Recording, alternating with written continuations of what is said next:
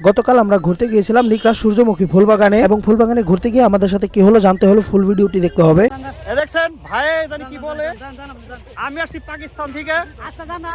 তো গাইস গতকাল বিকেল আমরা বাসা থেকে বের হয়ে যাই কোথাও ঘোরাঘুরির উদ্দেশ্যে। অনেকক্ষণ ভাবনা চিন্তা করে আমরা সবাই মিলে ডিসাইড করলাম যে নিকরা চকে যাব, বাট এখন আবার ভাবতেছি চকের কোন জায়গাটা আমরা যাব।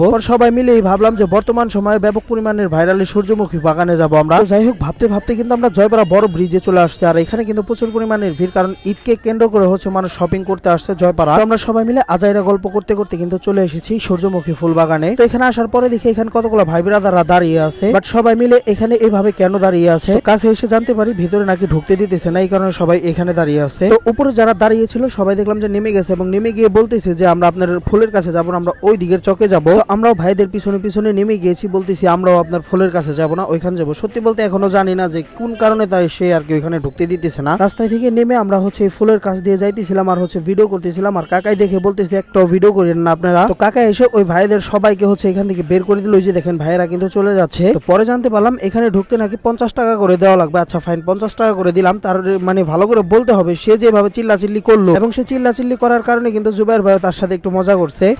এই দেখেন সূর্যমুখী ফুল বাগানে আসছি আমরা। এই যে ভাই জানি কি কয়, ভাই কিছু বলেন। দেখছেন ভাই জানি কি বলে, আমি আসছি পাকিস্তান থেকে। দেখছেন ফুল, রমজান মাস রোজা রাখছি।